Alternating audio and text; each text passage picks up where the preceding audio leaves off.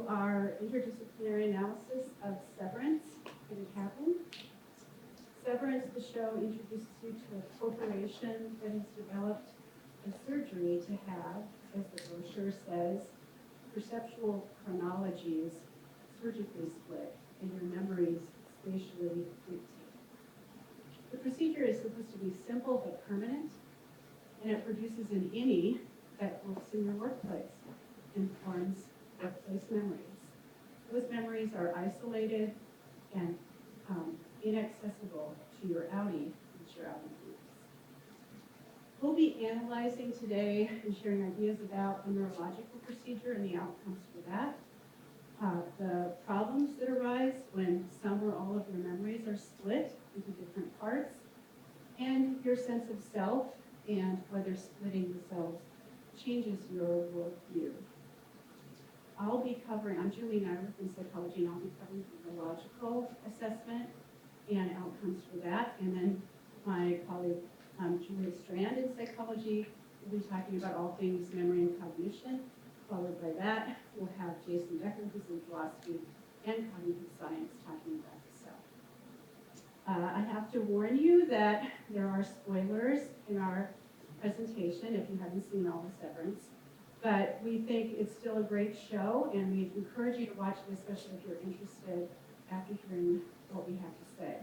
And to reward you for showing up today, we're going to have a question and answer period at the end, so you can ask us any questions that you like, and we can try to entertain other ideas that you have. Also, we have Lumen rewards for your innies. So periodically during the presentation, there will be rewards, and we would like you to participate because your innie will appreciate it. So, let me get started. Enjoy each fact equally. So here are the characters, the main characters in Severance. They have something in common besides deciding to sever. They each are going through a kind of crisis. And that's important to mention because there's a known clinical disorder that starts that way as well. It starts with trauma or crisis. And the next step in it is one's autobiographical memories are lost. So I'll be talking about that. It's possible that severing is kind of accelerated engineering of that disorder. We have from left to right, Irving B, Dylan G, Kelly R, and Mark S. These are their innies, and they're at macro data refinement at their workplace. Irving B was ex-military, and he's a loner. He may have had some relationships, but they're hidden from us.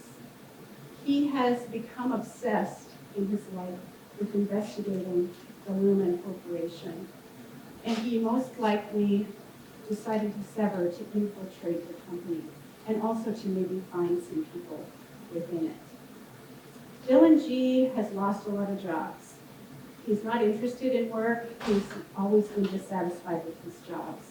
He has a family, and he would like to provide regular income for his family, but he hasn't found anything that works. So he chose to sever to try to sacrifice working as an outie so that he could not know about work and provide regular income for his family. Kelly R. agreed to sever as a publicity stunt. She's a poster child for the procedure of severance for the company and for the union.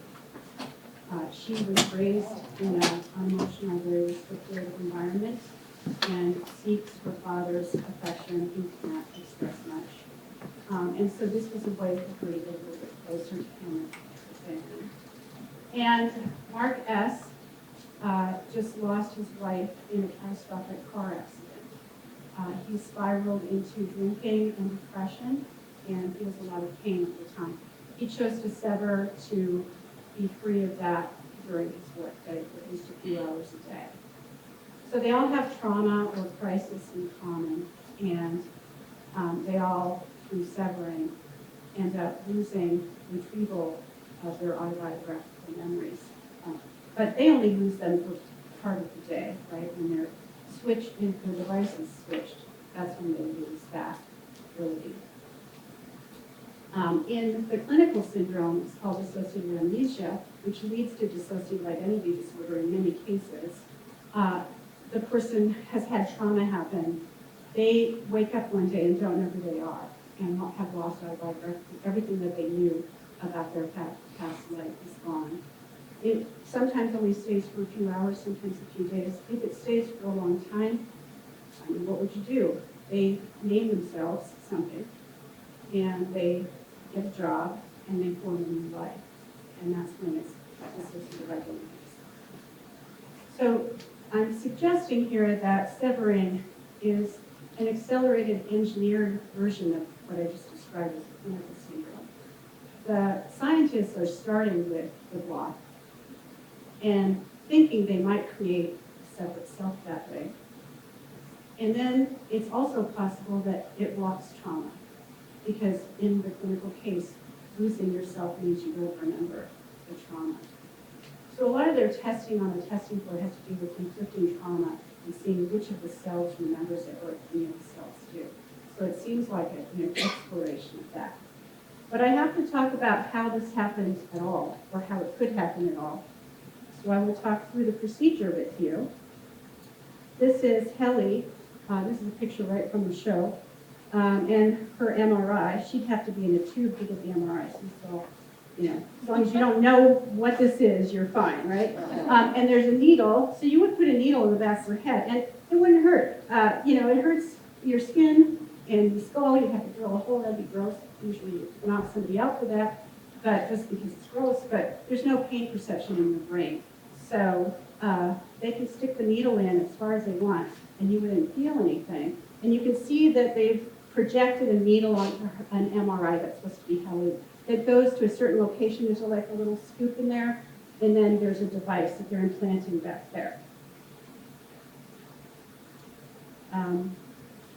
So the question is, where are they going to cause this switching and self-division, right? So it's a really important question in neuroscience. Where is the self? And there was a consulting neurologist for the show. His name is, let me get it right, Vijay Agarwal. He was interviewed recently, and he said it divided the hippocampus from the amygdala. Now that makes no sense. I want to tell you, he knows better. I'm not calling him anything. He's telling people who don't know anything about the brain. This is the simplest thing I can tell you that you would understand. Because most people think the hippocampus has to do with memory and consolidating memories and maybe remembering context cues. And you'd be right about all of these things. That is what the hippocampus does. And the amygdala is involved in emotion, usually the negative emotions. The happy emotions aren't just in the amygdala, but fear and aggression, these kinds of things. But still, we teach in intro psych, that's the seat of emotion, right? So he's suggesting that they're dividing memory from emotion by splicing through there and putting the device there. That's where it's switched. Now, let me ask you, the people, if you've watched Severance, do the innies have emotion? Yes. Yes. Do the innies form emotional memories while they're in there?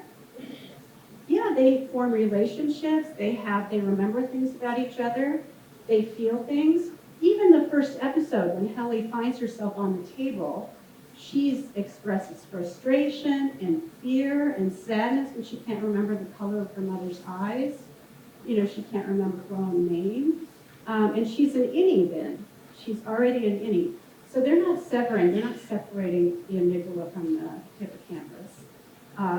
Animals that have the amygdala taken out or separated, they don't feel anything. They're fearless and they're very flat in terms of their affect. We know that. So that's not what's really happening. It's more complicated than that. And so I'm showing you a picture of the brain. The hippocampus is the green structure and the amygdala is orange. But there's also the cingulate gyrus. That's the bright orange, big, huge curved thing. The back of that posterior cingulate cortex, it has interesting properties. It will fire more when you're thinking of autobiographical memory. So if you're in an MRI and we're measuring functional MRI and asking you to think about that, the posterior cingulate will fire. And it fires at a higher rate if it's an emotional autobiographical memory. The other time it fires is if you're thinking about yourself. Either you're just thinking about an autobiographical memory about yourself, or you imagine yourself in a situation. So if you use self-imagery or self-reference, it fires a lot for that as well. So it's probably integrally involved in retrieving autobiographical memories and thinking about yourself within those autobiographical memories. So I think it's probably the case. Let me show you. I have one where the slide is overlaid. So I twisted it so it would match her MRI, and you can see the needle. And even where they decided to go in the movie, they're showing the hippocampus and amygdala, but they're also showing that they're crossing over the fimbria, which are the axons that make the hippocampus connect to everything else, and also the posterior cingulate. So those structures, without the amygdala, hippocampus, fimbria, and posterior cingulate are the default mode network. And you, right now, switch between the default mode network and a positive network. You do it all the time. If you're doing a task that involves external stimuli and you're making choices to respond, you're downgrading your default mode network. It goes negative, and you use another network to work on that. And when you want to think about yourself and think about what you're doing as a person, in terms of self-reference, then you turn it back on. Okay, so the brain naturally switches back and forth between this already. So you could put a switch in there and shut it down, so that somebody couldn't think or remember anything about themselves. And that's what I think the device does. And then the question is, what's left, right? Let my colleagues answer the question. But first, valued student and faculty attendee, no individual is more appreciated than you. Name. Your adherence to standards at Carleton have been noticed. Please take one finger trap. Your innie will appreciate it later. We have distribution of finger traps.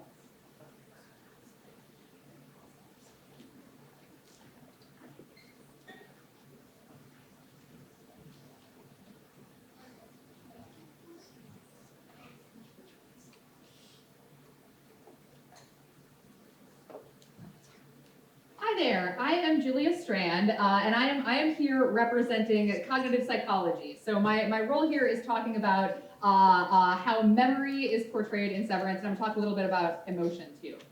So to answer the question, could severance happen? I'm going to draw on examples within psychology that I think are like the closest approximation to severance, with the assumption being that if severance were to happen, it would follow some of these principles. So to evaluate what it would be like to change or lose memory, we're going to first explore a classic case of memory loss. So among the best studied cases of amnesia in the literature is a patient called HM. And HM had surgery to help treat intractable seizures in his 20s. And the surgery removed portions of his hippocampus that Julie just mentioned on both sides of the brain. And the surgery was successful in that it helped stop the seizures, but had some unexpected and very negative consequences. So HM became unable to form new autobiographical memories. He could remember everything that had happened before the surgery, and he knew information about the world generally, but he couldn't form any new memories of his own. So he could still speak, and scored reasonably well on intelligence tests and things like that, but he couldn't form new memories. So every time one of his doctors would come into his room, they would have to introduce themselves to him, even if they had met him dozens of times before, because every time they walked through the door, they were brand new to him. And so the doctors ran all kinds of tests to try and understand the nature of his memory impairments. And in one of these was what's called the mirror drawing task, in which patients are asked to trace an image in a mirror where they can't see their hand. And it's a pretty difficult procedural task. So every day the doctors would come in and introduce themselves and explain the task to him. And HM would say, boy, this seems pretty tricky. I've never done it before, but I'll give it my best shot. And he would try. And the next day they would come in and he would say, boy, this seems pretty tricky. I've never done it before, but I'll give it my best shot. So day after day, the task was brand new to him. But day after day, he got better at it. So something was happening. He was encoding some kind of information into long-term memory about how to do the task, even though he couldn't consciously remember ever having done it. And so cases like these have helped to inform psychologists and help us to understand that long-term memory is multifaceted. That is, there are different types of long-term memory that we carry with us. And the creators of Severance seem to know this too. So I'm going to tell you about some of the key divisions in long-term memory, and then we're going to think through how these actually might be playing out in Severance. Wait, there's something not quite, hold on, okay, yeah, okay. So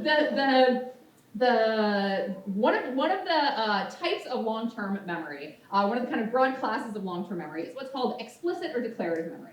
And these are the kinds of memories that we have that we know that we have. If I say, what is the capital of Minnesota? This is a fact that you are consciously aware of or not, but you know whether you know. And so when innies wake up on the table, they can't be purely blank slates, because if that was the case, they couldn't walk, they couldn't talk, they wouldn't know what a computer is, they wouldn't know how to make coffee. They would basically start severed life as babies and have to relearn everything. And that's clearly not what's happening. Instead, innies appear to have mostly retained information from the component of explicit memory that is called semantic memory. And semantic memory is kind of like our internal encyclopedia of facts about the world. And innies clearly have a lot of real world knowledge. So Dylan's innie knows what a riverboat is, he knows what bodybuilders are, despite the fact that his innie has likely never experienced either of those things. Helly knows about jazz music. They all know about goats, right? These are facts about the external world that their innies retain when they go through the elevator. One of the first questions that Helly is asked when she's on the table in episode 1 is to name any U.S. state or territory, and she does that readily. And so this makes it clear that they're retaining some of this semantic information. And this is very similar to the case of HM. So even though he didn't remember a specific doctor, he knew what doctors are, right? So this is the semantic memory that they retain. And so in the innies seem to have retained most, but not all, semantic memories. So there are a couple of places in the show where we run up against semantic knowledge that they don't have access to, that if all semantic memory was retained, they should. So later on, Helly says, I'm racking my brain trying to think of any place names besides Delaware. All I can come up with is Europe, Zimbabwe, and the equator. So if semantic memory were perfectly intact, assuming Audi Helena knows more place names, innie Helena would as well. So it seems like the semantic distinction or the semantic information is mostly but not completely retained. And we can contrast this with episodic memory. This is like our autobiographical store of memories. And this is what innies basically lack entirely. So innies can't remember what their children's names are, or if they have children. They don't know anything about their autobiographical life. And this distinction between autobiographical information in episodic memory and semantic information, again, is very similar to what HM had. So these divisions that psychologists talk about are not just convenient things we made up. These are distinctions that we see based on case studies like HM, and also that these seem to be served by different neurological processes as well. All right, now in addition to our explicit memory, the things that we know, we also have implicit or non-declarative memories. And these are things that are not tied to conscious awareness. So one of these includes procedural memory, like mirror drawing. So this was retained in HM, despite the fact that episodic memory was not. And it also includes things like knowing how to walk, knowing how to drive, how to tie your shoes. And innies do seem to have retained a lot of their procedural memory. So Helly knows how to dance. She knows how to play the maracas. In the episode where the overtime contingency protocol is implemented, Irv's innie knows how to drive. I was so excited when I saw this and was thinking about procedural memory, because I was like, oh, his innie did not learn that. That's something his Audi knew that his innie has somehow retained. So this seems to be completely intact, even for the innies. And then the other form of implicit memory is emotional conditioning. So these are responses learned through principles of classical or operant conditioning. And so when we talk about memory, and we're talking about what our innies can kind of carry through the elevator with them, things that are physical about their bodies all go through, right? If an innie gets a bruise, the outie later has the bruise. The question with emotional conditioning is like, if an innie gets like an emotional bruise, right? Does the outie still feel that? And vice versa. And it's hard to find direct examples of this in the show, but there are some hints that at least some emotional states can kind of bleed through the elevator. So in season 1, episode 3, Petey tells Mark, "You carry the hurt with you. You feel it down there too, you just don't know what it is," right? Implying that these like emotional states that he has outside, in the outside world, are carried through into the inside world. And this makes sense because emotions have both psychological and physiological consequences. So like right now, I'm excited to be talking to all of you. That's my like cognitive state. But also my heart's beating a little faster than it usually does, and I'm probably releasing some more cortisol than I usually do, and my palms are a little sweatier than they normally are. And this is like a physiological state that I'm carrying with me. So if I stepped into an elevator and became my innie and lost my conscious feeling of excitement, I would still carry with those like physiological traces of the emotion. So when Outie Mark enters the elevator grief-stricken, it's not surprising that some of that carries through to the inside. But it doesn't seem that all of these emotional associations transfer. For example, it seems that Mark would have negative associations with Miss Selvig on the outside, given the relationship that he has with her on the inside. Or even more strongly, if emotionally conditioned responses and emotional responses more generally carried through, we would not expect Mark to be able to interact with Miss Casey on the inside without having some kind of emotional response. And there are case studies of people losing emotional associations. So there's a condition, a rare condition called Capgras syndrome, or the Capgras delusion, which is people having a belief that their loved ones have been replaced with imposters. So they will say, that man looks like my son, and he talks like my son, and he knows everything my son should know, but he's not my son, he's someone pretending. And Capgras is believed to occur because recognition of someone typically consists of two parts. A more cognitive, purely recognition system, which is, that face looks familiar to me. But then also an emotional system of when I look at someone, I have a particular set of feelings associated with it. And if you look at someone and don't have those feelings as a result of a neurological change brought on by Capgras, then people say they look right, but they don't feel right. Therefore, it must not actually be that person. And so it's possible that what the creators of Severance were trying to imply is that not only were they severing like conscious knowledge about other people, but also trying to reduce some of the emotional responses that they have toward people they know on the outside. Okay, so is severance possible? Possibly if, and it's a big if, we could selectively induce complete episodic amnesia for the other place, while retaining most semantic information. The issue with the semantic information that I was thinking about is a way that innies could figure things out about their outies would be to say, do I like know the parts of a sailboat? Because if I can name the parts of a sailboat, that tells me something about my outie, right, that they sail. So maybe the clever people who came up with Severance found ways to selectively limit semantic memory. It appears that procedural memory is also entirely intact, and some forms of emotional conditioning are present and others are absent. So we could selectively induce some kinds of amnesia, but not others, and selectively induce some form of the Capgras delusion at will. That would be as close as I think cognition could get to actually implementing a severance procedure. All right, you have been such a great audience. You have been listening so attentively. I think you deserve another perk. You're only at 72%, not 75%, but the time has come. So I invite you to get to your feet and enjoy this 1-minute music dance experience.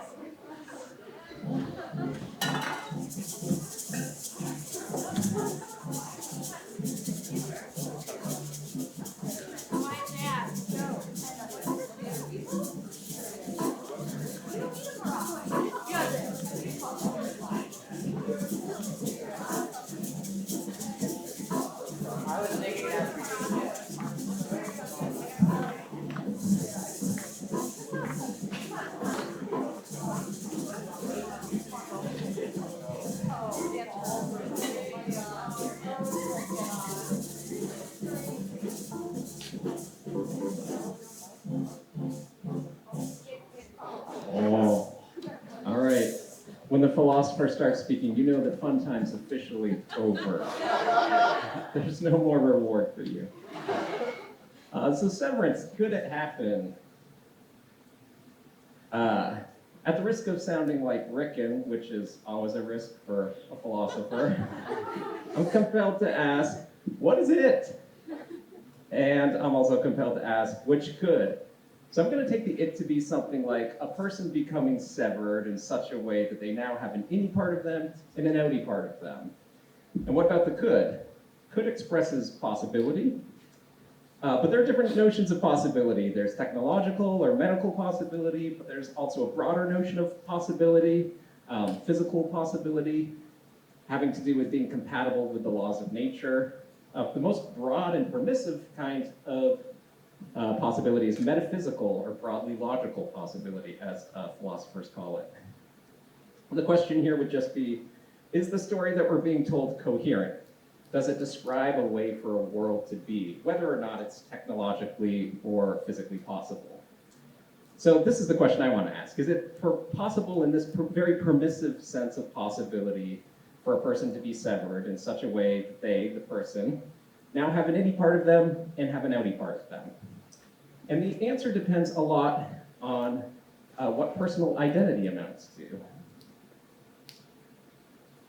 Personal identity is, as the name suggests, a kind of identity relation. And here we're not talking about mere qualitative identity. So if Cobell's car is the same qualitatively as Bert's car, so they're the same year, make, model, color, we might say that they're identical in some qualitative sense. But this isn't what like mathematicians have in mind when they say that 2 + 2 is identical to 4, or what I have in mind when I say that Elvis Costello is identical to Declan Patrick Aloysius McManus, which is true. What we have in mind is that the two things are actually not two things after all. They're just one and the same thing. So identity has these features. It's reflexive. So for all x, x is identical to itself. It's symmetric. So if x is identical to y, then y is identical to x. And it's transitive. So if x is identical to y and y is identical to z, then x is identical to z. Okay, so what does it mean for a person stage 1 to be a stage of one and the same person as person stage 2? One criterion that you might consider is the body criterion, which is up here. It says that a person stage 1 is a stage of the same person as person stage 2, if and only if one has the same body as 2. Now, if the body criterion is right, then the innies are stages of one and the same person as the outies. There's one person there who has innie stages interspersed with outie stages, just like my dog has waking stages interspersed with sleeping stages. Wait, did I say sleeping interspersed with sleeping? No. Oh, I said it right? Okay. It's okay. I'm not making autobiographical memories at the moment. So the body criterion isn't without difficulty. So remember that scene in season 2 where the newly fired Dylan has a job interview at a place called Great Doors. The interviewer, Mr. Saliba, acts in some ways kind of like Dylan and says that Dylan reminds him of himself. But suppose, I'm going to go off script now. This isn't a spoiler.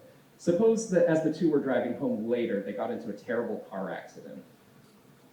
Assume that Lumen brings Dylan and Mr. Saliba to a secret clinic, and they discover that Mr. Saliba has suffered catastrophic brain damage, whereas Dylan has had his body mangled, but his brain is perfectly intact.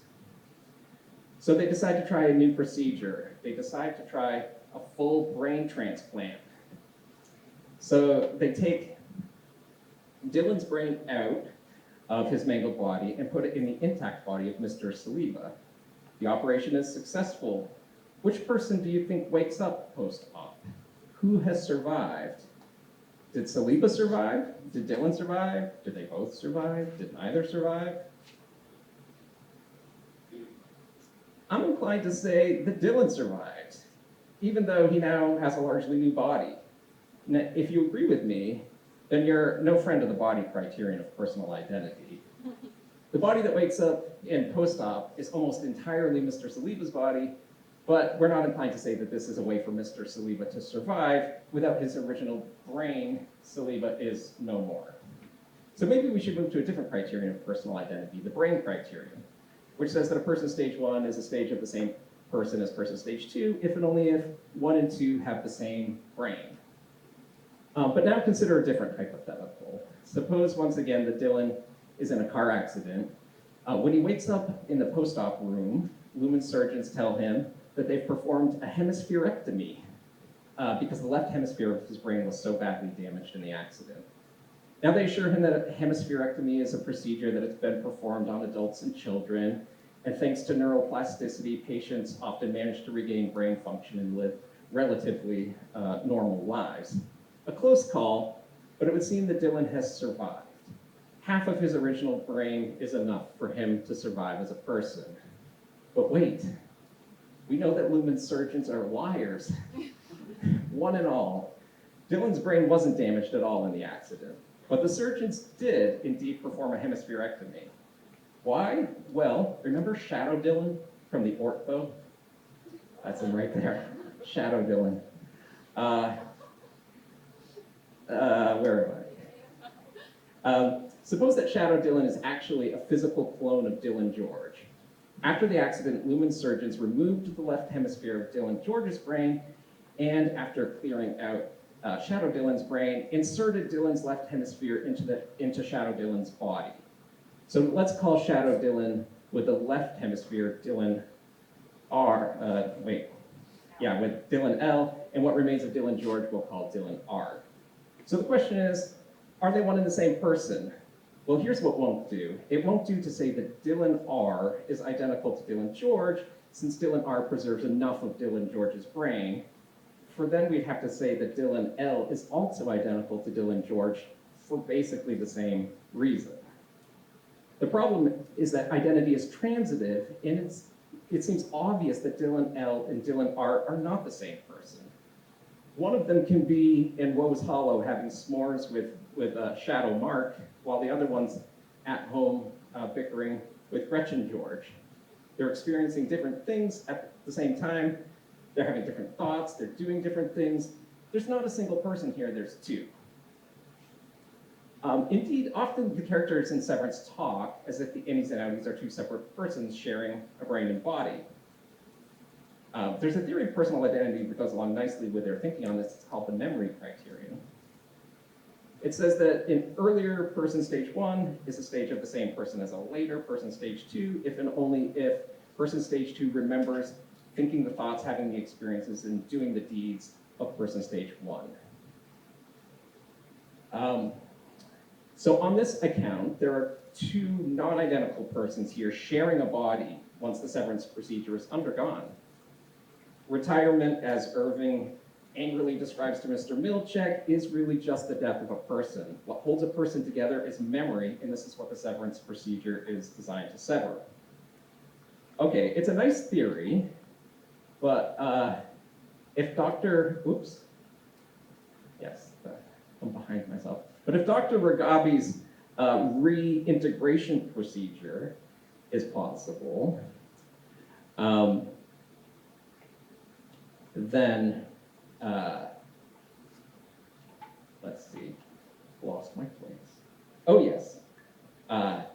Then reintegrated Mark, it seems, is going to remember any Mark Scout's thoughts and experiences, but also is going to remember outie Mark Scout's thoughts and experiences and deeds. By the memory criterion, the reintegrated Mark is identical both to the innie and identical to the outie, but by the memory criterion, the innie is not identical to the outie because they don't remember each other's deeds and experiences. But transitivity of identity tells us that this just can't be. This is an incoherent story to tell. So the memory criterion seems like it's telling us an incoherent story. Well, there are other criteria of personal identity. Philosophers have many of them. I'll run quickly through them. So the psychological criterion says stage 1 is a stage of the same person as person stage 2, if and only if 1 and 2 have the right sorts of psychological connections. Now you're probably thinking what I'm thinking, which is, well, what's the right sort of connection? There were interesting connections, as Julia was just describing, between Mark Scout, the child learning how to walk and learning what a coffee machine is and learning how to run a light switch, and the any Mark Scout that we get in Severance. So there's some psychological connectedness. Is it enough? One of the problems is that psychological connectedness seems to come in degrees, and identity does not come in degrees. There's another criterion of personal identity suggested in the show by Fields. Fields seems to hold a soul criterion. So a person stage is a stage of the same person as person stage 2, if and only if 1 and 2 have the same soul.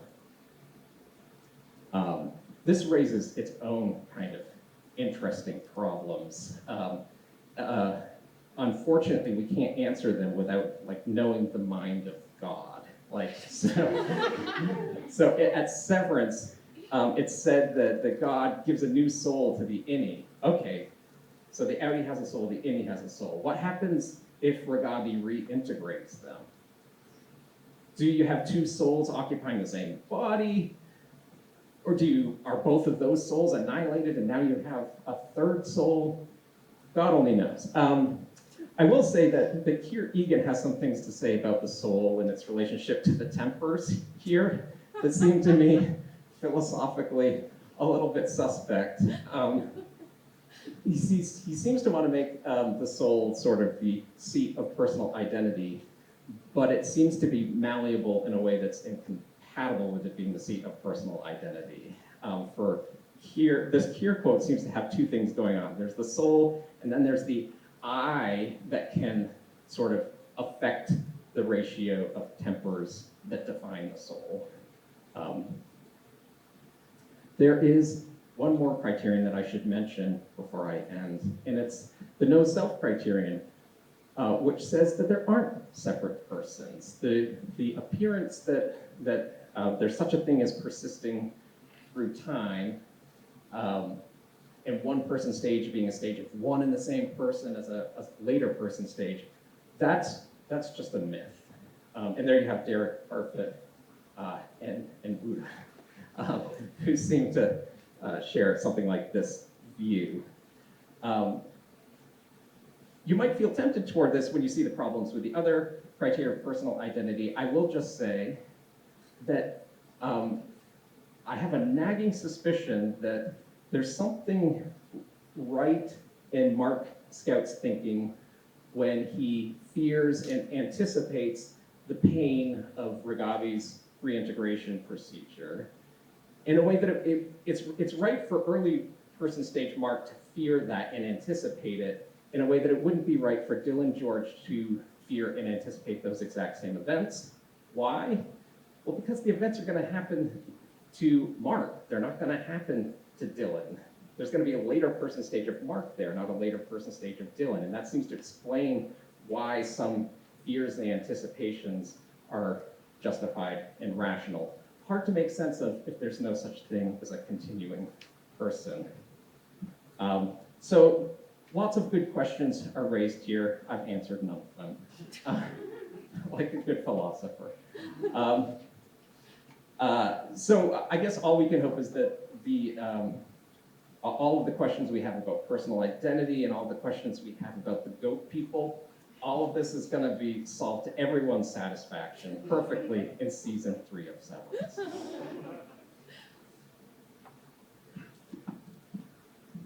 your goat. Oh yeah, Did you want to do the goat picture?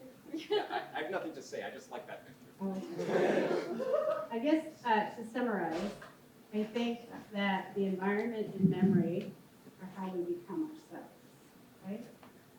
The issue is if you block linear, integrated, autobiographical memories, then who are you?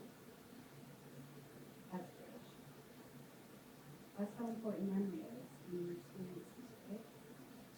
So we'll open it now to questions, if you have any. Be more than happy to try to address anything. We're all three here.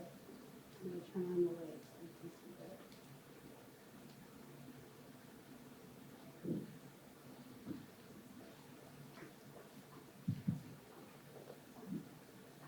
You can go up to Panama and they can take turns. My question is to Jason. Uh-oh.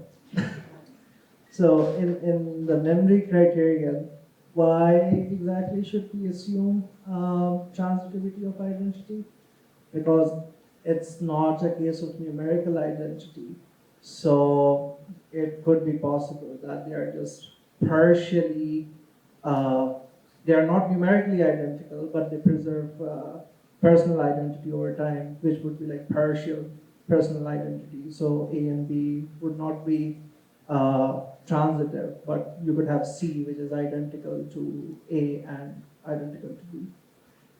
Yeah, that's a good question. So I was assuming that what we want from the criterion is for it to be a criterion of numerical identity of persons. What makes it the case that we have one and the same person involved here?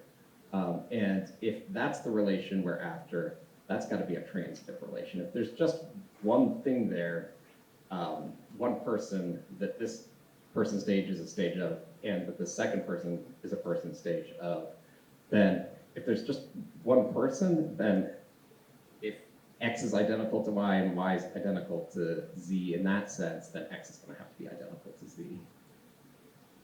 But you could, I mean, you're kind of heading toward the no self view if you have like a view of like partial identity or like enough connectedness so that you want to say, well, it's kind of the same person, even though it's not a numerically identical person there. That's not the relation that we had maybe hoped we would get, though. Yeah. Hi, my question is primarily for Julie, although any of you guys can chime in if you have anything to say about it.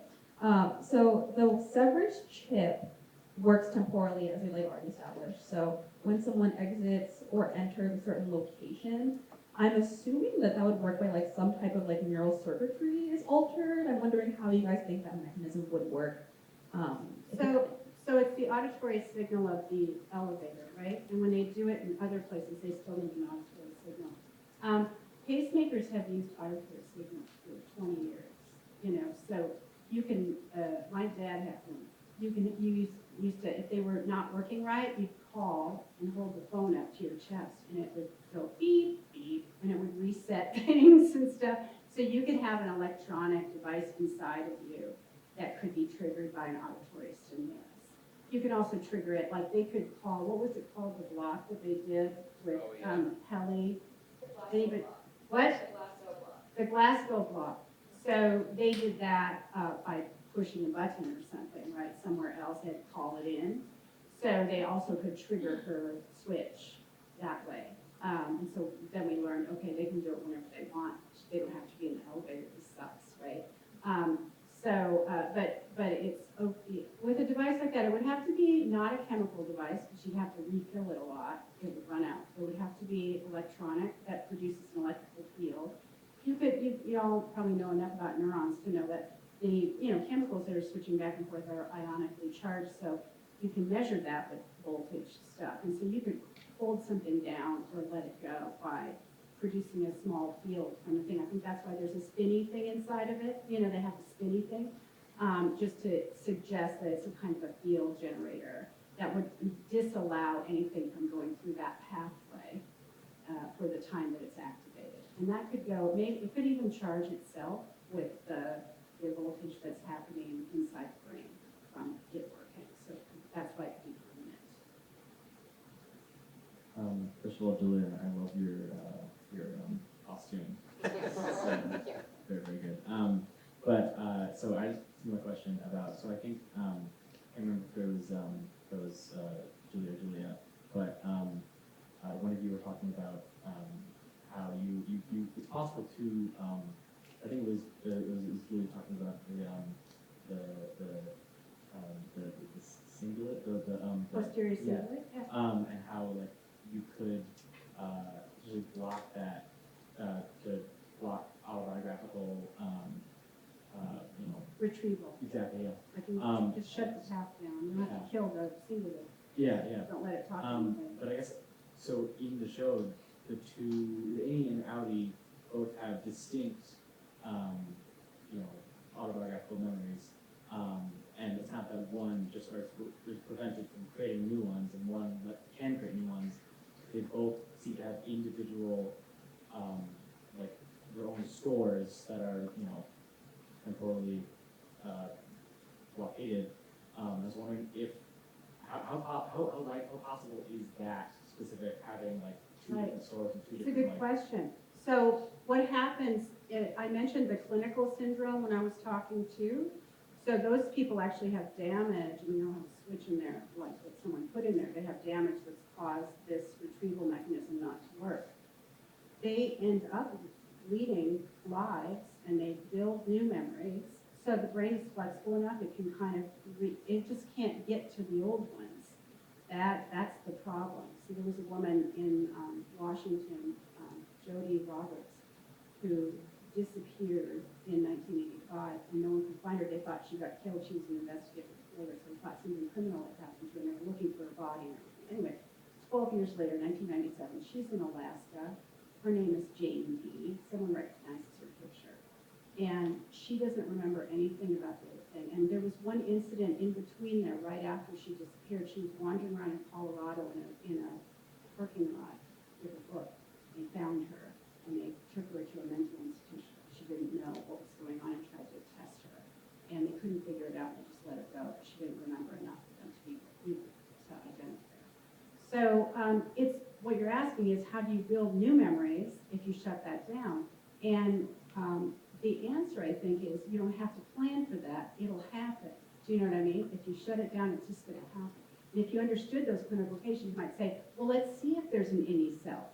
That's an experiment, right? If we shut this down, what happens? Do they become robots? Do they become zombies? That may be why the goats are involved. It might have been an animal model. Do you know what I mean? And then once you know they do form a new self, and it may be, I don't know how you guys feel about the innie, if it's more simple or, you know, it's more childlike or something like that, it might be different than an adult innie or an adult self. But still, it learns and it has memories and that kind of thing. Then the question is about the trauma. No, where is that connected? And so if you have trauma connected to your innie, then does your outie not know about that trauma, right? And then if there's multiple innies that have multiple different kinds of trauma, are all those blocked? And you can't trigger the trauma in your innie, like when Gemma had to take apart or put together the crib. I can't remember what they made her do, just to see if that would trigger something, because that was really devastating to her. But those tests are very interesting.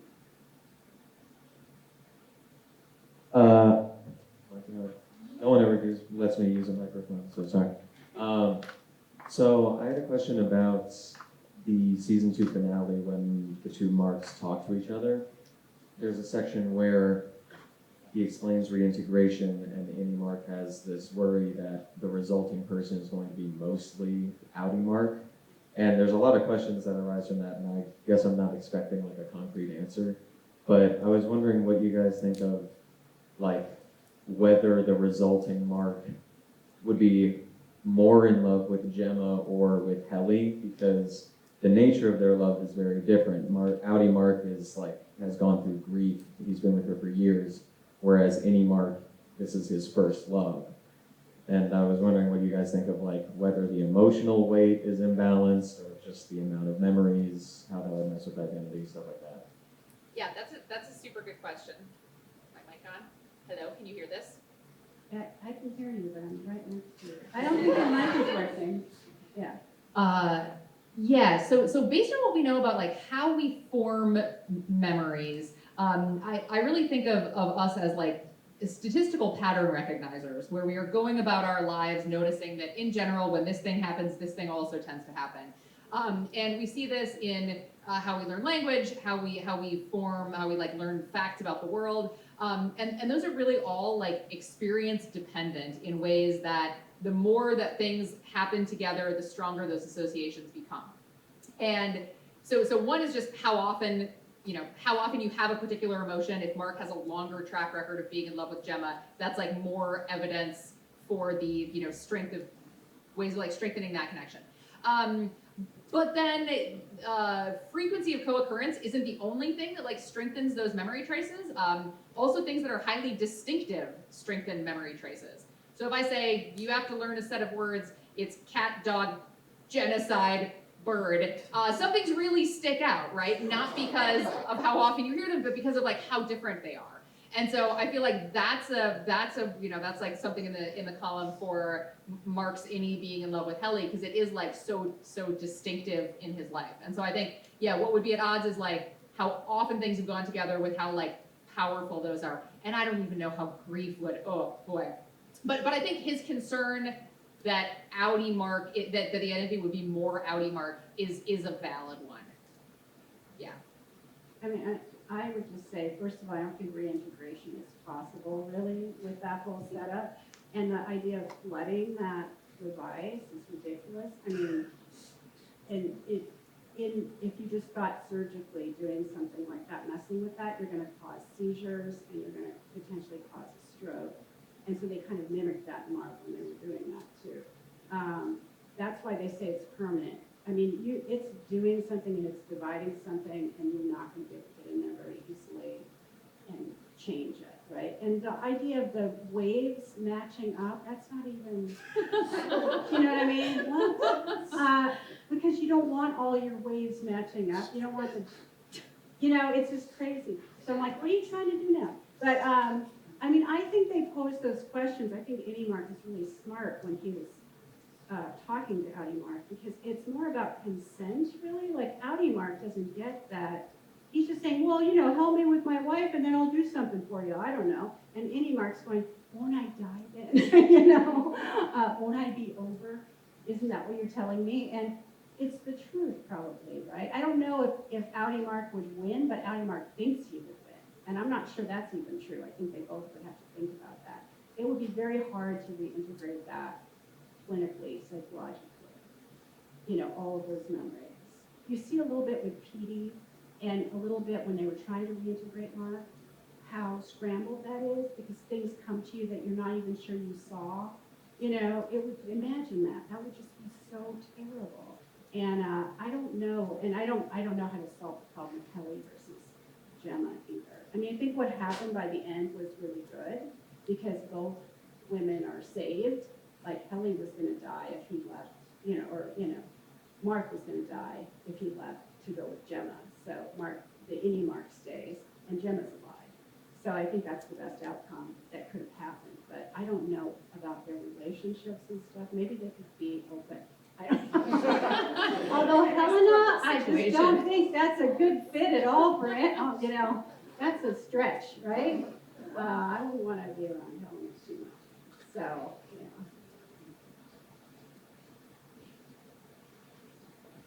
Thank you. I was curious about the unconscious sense of self and how that would change with severance. Like, I don't know, is your sense of self, what kind of memory does that fall under? And is there some component of that exists in sort of like a neutral state that could permeate like the severance? Yeah, one of the things that I've thought about a lot watching this is how much of personality is a function of the experiences that we've had, and how much of personality is like things that are like that we carry with us in our bodies. And there's good evidence that there are features of personality that are strongly heritable. So that is that parents transmit to children genetically, which implies that some of the ways that we interact with the world are physically coded is too strong a word, but that we have predispositions to behave in certain ways, such that even if you lost all of your episodic memory and all of your semantic memory, someone who is extremely extroverted before is likely to be extremely extroverted after. And so we talk about sense of self. I mean, some of that is just like our personalities, but also some of that is like how we think about ourselves, which is built up over like, oh, remember that time things were hard and then I did okay? That's because I am resilient. And I think a lot of that are things that we have like learned and are stored up autobiographically. So I'm gonna go out on a limb and say it's both. And I think some of that is not even a form of memory at all, the same way like a predisposition to have heart disease is not a form of memory, it's just like a thing about you physically that manifests. But that some of it is based on experiences and so would have like links with episodic autobiographical memories too. I just want to ask, why are we holding this? Why do you do that aside? So, Lumen has a kind of a weird idea about what rewards should be for the innies. I think they think of the innies as kind of a different kind of person. So they, so they get pencil erasers for doing well at work, and they also get finger traps. Those are 2 rewards. They get a waffle party. They get the music dance experience that we did. So these are not necessarily the rewards you would list if I asked you to make a list of rewards you would get for completing tasks or something, right? And I think the finger trap is especially weird because it's not that enjoyable to me. I mean, you stick your fingers in there and then they're stuck, right? And then you have to kind of relax to pull them out, or else you're stuck if you fight on it. I think it has to do with his whole philosophy here, Egan's philosophy about restraint and not experience. He's always trying not to, feel anything. You just have to temper down all this stuff. And the finger traps are restraining for sure. Like that's fun to hear even. So that's why you have to enjoy it. The finger traps. Get caught in there. We have more if you want more. I had a question for Jason. Okay. Maybe this is going too close to the kind of no self-correction, but I was wondering if you consider maybe like a bundle or multiple self kind of thing. I was thinking almost like, this is maybe too metaphysical, I have no idea how a chip would do this, but like Leibniz's idea of monads and how we're kind of a colony of monads. And maybe there was a way that like the Severance chip kind of partitioned out 2 sets, I guess.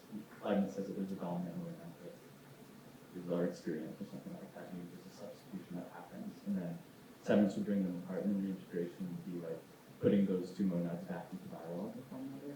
This is terribly metaphysical. I don't know how it speaks to physical possibility, but if we're thinking just kind of this broadly logical possibility, maybe not, and maybe that would compromise too much on the one identity thing. I'm just curious about it. What's that M word? Which M word? Monad? Oh, monad. Oh, monad? Yes, Kieran, explain monad. Something like okay, like a truly simple substance that doesn't like basically each of our experiences are kind of self-enclosed, and although we can kind of peer out of ourselves at our surroundings, like you can see the thing that I'm seeing, but you can't see me seeing what I see. And so these monads are kind of self-enclosed, and Leibniz says that we're a bundle of them, that there's one kind of controlling press or something like that. So this kind of like we're a bundle of cells or something. There's one kind of dominant self, and there's a shuffling role. Yeah. So I'm going to try to answer your question without talking about monads. As monads scare me.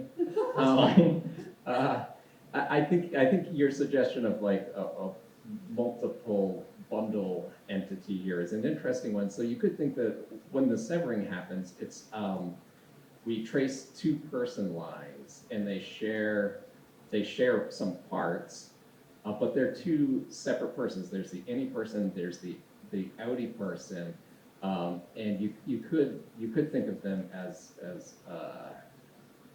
well. Especially, if we consider reintegration, you could think of them as having some parts in common with each other, but as being like two separate persons that overlap in a way. Just like you can have 2 roads that share parts, like Route 1 and Route whatever. They can, for a while, overlap with each other, and they're like co-instantiated over certain spatial locations. But then at others, they're revealed to be separate. Yeah, so you could have overlapping, but distinct entities. I mean, maybe we all, in virtue of having left and right hemisphere maybe we're all multiple entities like this, and it's only, when they split the corpus callosum and that you reveal that there were two people in there all along just sharing some parts. That's not really a very satisfying answer, but it's words. One runs along 95. Oh, well, there you go. Yeah, if you're back east.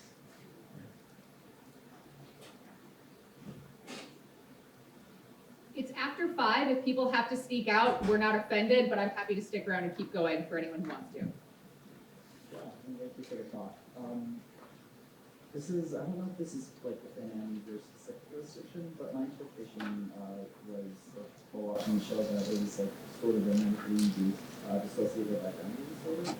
Yeah. Is there like any major differences between like DID and like how the show presents symptoms? Well, Is this working now? There.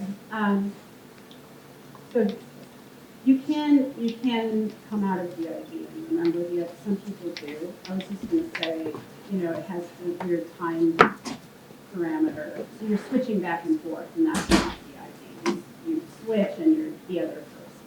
And it can take a long time to be able to remember your original self because you have to go through the recognition of the trauma.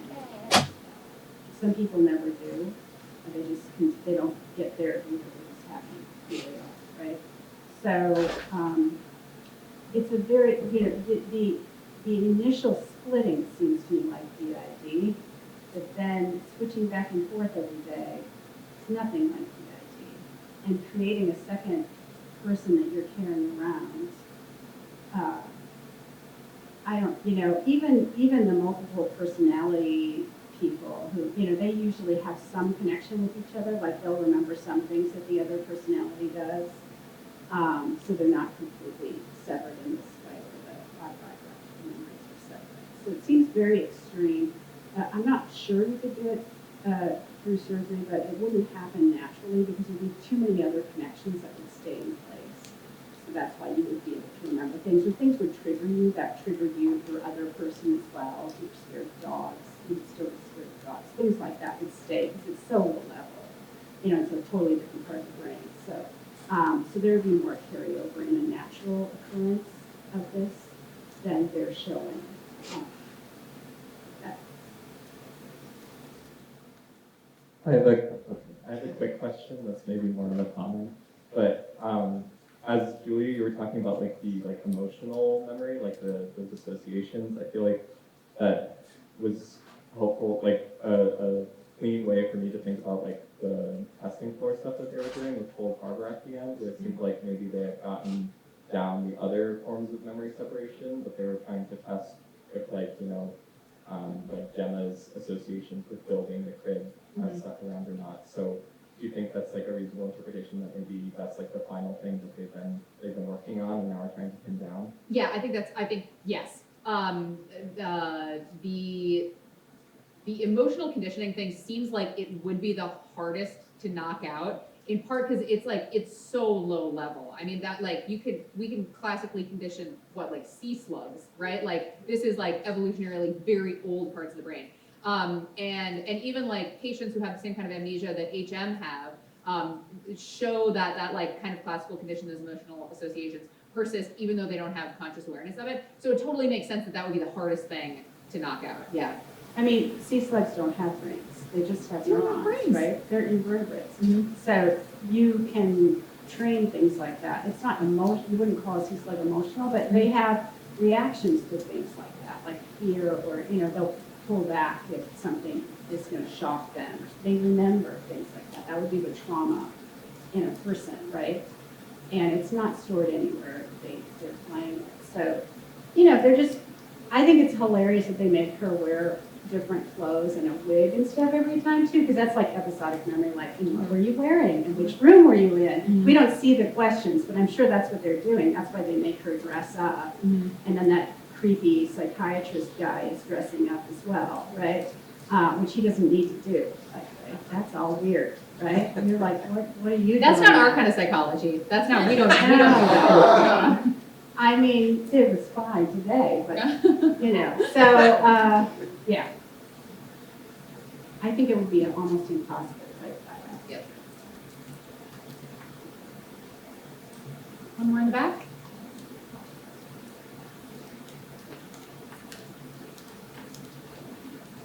Hello, thank you for putting this together. I like all three discussions and good choice of venue, by the way. I think you should do more here if you find it fun for you also.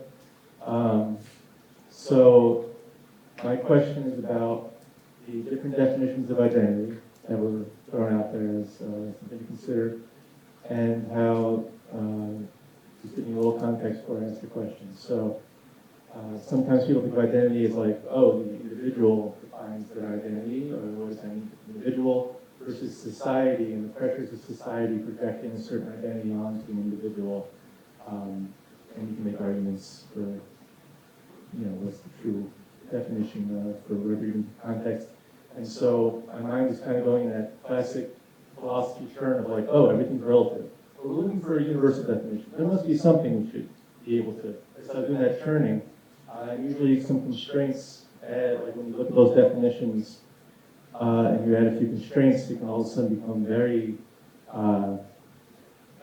concrete, some of the outcomes or some of the definitions. So my question is, do you think we could get an answer to putting a constraint on what the Carleton community defines identity as? Is that an interesting question that you think you could answer? Maybe not at this moment, though feel free to try.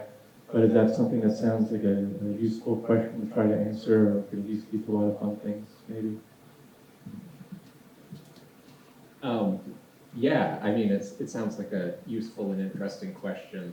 Philosophers use the language of identity in lots of different ways. So there's like social identity. We talk about like gender identity and all sorts of different ways in which this identity language gets used. In the personal identity literature that I'm sort of plagiarizing in my talk, it's the language of identity is trying to get at this question that I raised at the end. Like, it seems like there's a fact here about whether it would be right for me to anticipate the experiences of some person stage that's going to come later than me, or fear the experiences of some person stage that's going to come later than me. It would seem right for some people to fear that, and wrong for other in-person stages to fear or anticipate those things. There seems to be like an answer to the question, is that going to happen to me? Am I going to experience that? And it's that I there, that kind of identity that we're trying to get a handle on and see if any handle can be gotten on it at all, or if our attempts to like get a grip on it just reveal that there's really nothing there to get a grip on. And I mean, you have similar problems with these other notions of identity that are floating around, but that's the kind of notion of identity that's behind the personal identity, this particular personal identity literature. Thank you all for coming. Yeah, thank you guys. This has been a lot of fun. Please take more.